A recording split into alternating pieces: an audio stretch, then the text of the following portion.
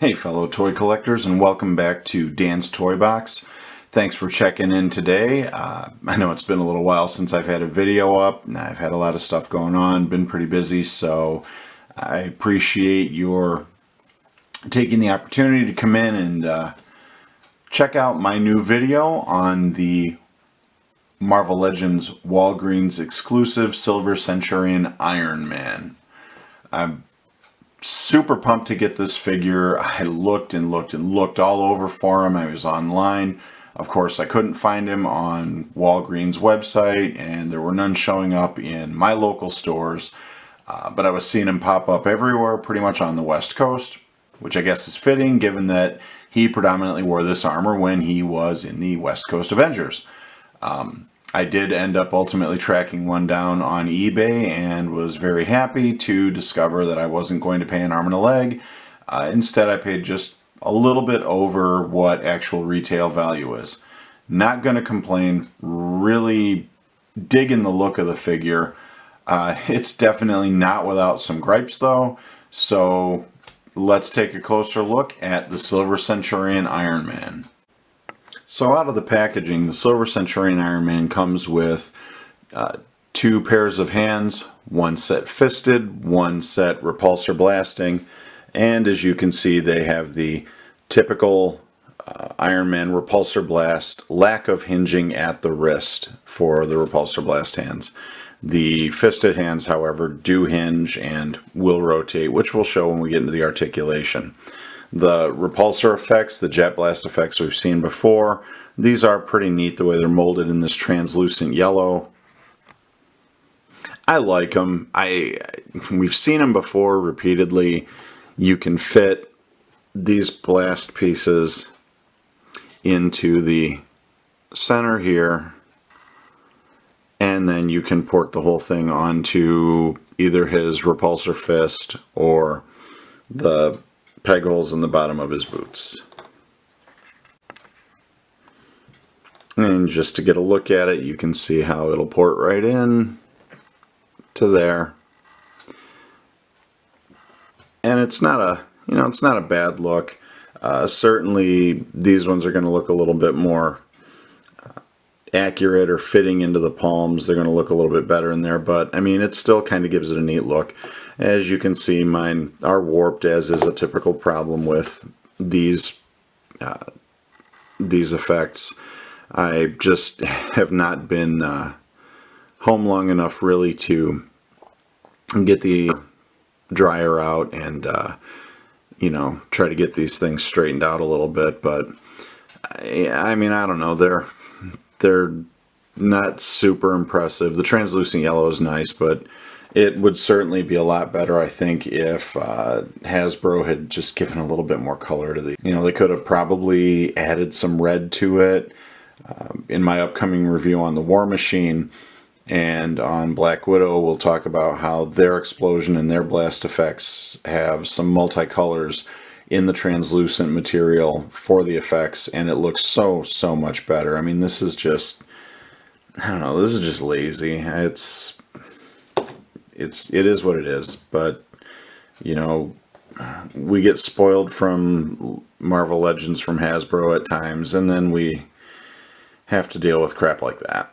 And this certainly is just a complete and utter frustration, as they don't even make an effort. I mean, there's no reason at all why these hands can't hinge instead of just being frozen in repulsor blast mode.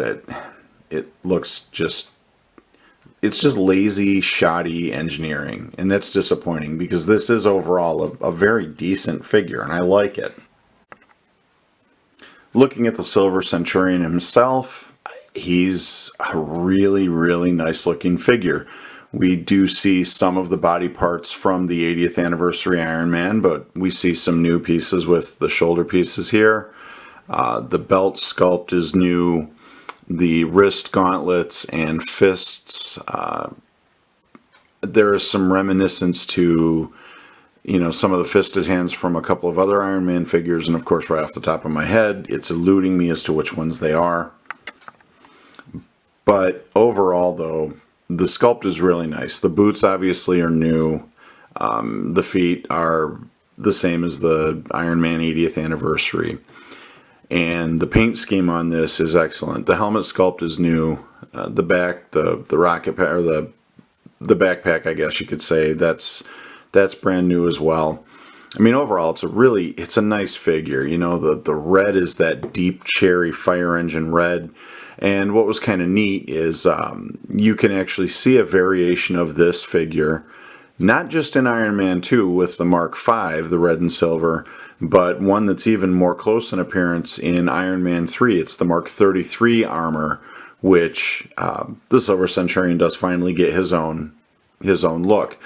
The silver paint on here is tremendous. I like how consistent it is across the arm and across the legs. And even on the face, you know, his face looks great. The black for the eyes and even the sculpting around above the eyes to make him kind of look like he has eyebrows is really sharp. The wraparound for the earpieces on the helmet for the radio receivers looks really good.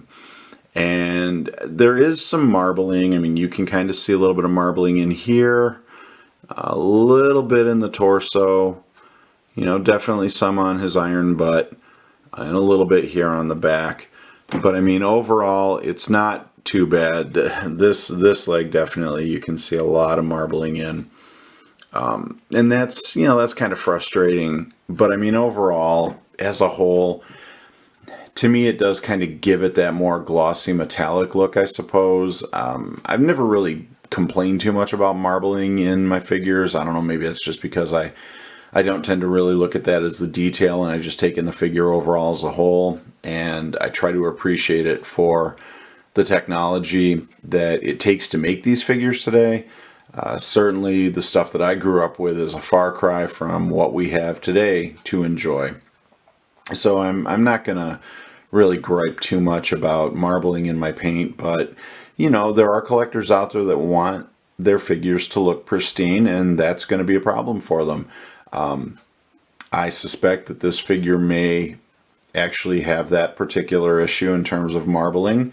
And so this is something that you as a collector are going to want to kind of keep an eye on if you get one for yourself.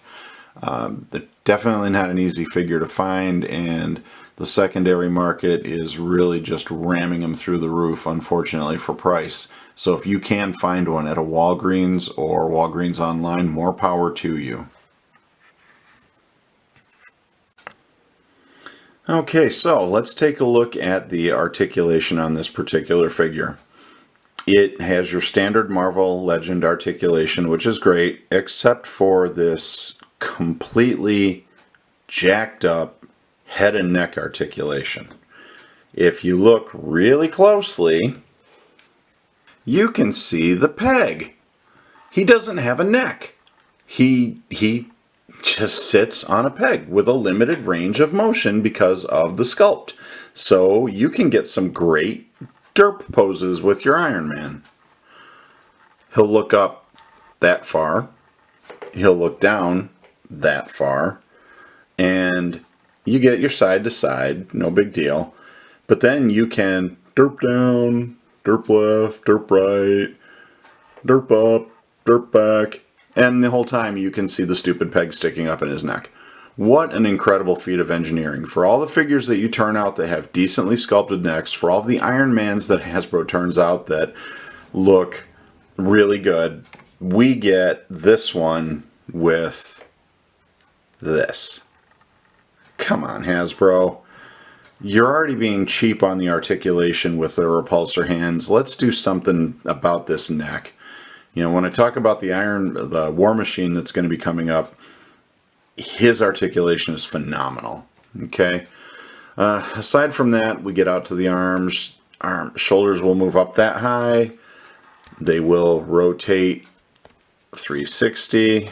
You get an upper bicep swivel, double jointed elbows that come in that far, fisted wrists that turn and hinge, but repulsor fists that do not. We've got a diaphragm crunch that will look forward that far and will look back this far, and at least the sculpting stays consistent and does come up underneath the chest. He has a waist pivot that will do a very nice job, but no waist crunch. He can do almost the Jean-Claude Van Damme splits. He's got an upper thigh cut, double jointed knees that will bend in that far, and ankles that will move up, they move down, and have really nice ankle pivot.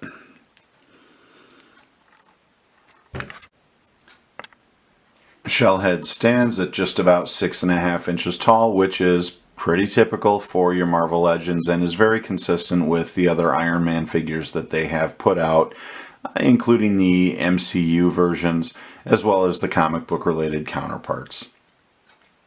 You know, overall, I don't know. I was really excited to get this. I do love the way it looks. I mean, certainly you can see the difference in color in the reds from his torso to the shoulder pads, gauntlets, boots, and helmet. The torso itself is a much darker red, and that's where the bulk of the marbling is. The legs, of course, as I said, on the back of the boots, there's a great deal of marbling. But the silver looks great. I mean, it's not overly shiny. It's not, you know, too matte colored. But I mean, it is what it is. And I suppose that we really can't complain. I mean, it is really a decent looking figure for what it is to represent. I'm glad I have it. I'm glad that I was able to find one. You know, I can live with that derpy peg neck, and I can even live with the typical repulsor blast hands.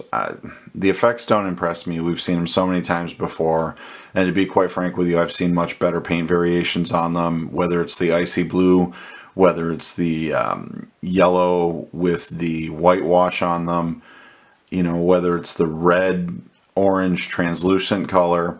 These are just so plain to me that it's almost as if they didn't try. And that's kind of a disappointment, because I think that when you put out a figure that you're expecting is going to be a big seller, and it does tend to go quickly, or it becomes a very harder to find secondary item, that you probably should do a little bit more focusing on the actual accessories that go with the figure. I'm sure that you're going to find as you watch my reviews that I am a big fan of figures with accessories. I think that when you have an action figure and you've got a great amount of accessories with it, you know, you're just enhancing it. I mean, and to be honest with you, you don't really even need a lot of accessories. But if you're going to put them in, at least give them some quality. Make them look worth the display factor. You know, if I were going to keep this in package, I wouldn't even think twice about it. I'd put it in package, hang it up on my wall. But this is a figure that I want to have out and I want to have on display. I don't like the repulsor effects, and I don't like these jet blasts just because of how bland they look. So they pretty much sit in my storage box. And I really don't like putting the repulsor hands on here, just because if I'm not going to display it with repulsors, I want to have stuff, hands on him, that are going to rotate and hinge. You know, I know I'm coming down kind of hard on this, which really is surprising to me, because this was a figure that I desperately sought after when I knew that it was going to be released. But I'm also trying to be objective. I know in the past I've really gushed over Marvel Legends, and there are going to be a lot more that I gush over in the future. But again, if you're watching these videos with an eye for what you are going to want to buy and add to your collections, then I want to give you the most objective review that I can, so that when you're out and you're looking at something, if you decide you want to drop 20, 30 bucks on it, that's up to you. My job, and I have fun doing it, is to just point out the things that I love and to point out the things that I don't like. Your job is to take that information and do with it whatever you decide. I mean, again, the beauty of doing these videos is that we're not always going to agree. I might love something and you might hate it, and vice versa. But that's what makes it fun, and that's what makes collecting fun. We buy the things we like to display however we want to display. You go with your preference and what you enjoy. I give you my opinion, and you take from it whatever you want. I really appreciate all of you taking the time to check into the Toybox today. If you liked what you saw, please hit that like button, click subscribe, and make sure you ding that notification bell so every time I post something new, you get notified. Thanks again for joining me today, and until next time, geek out.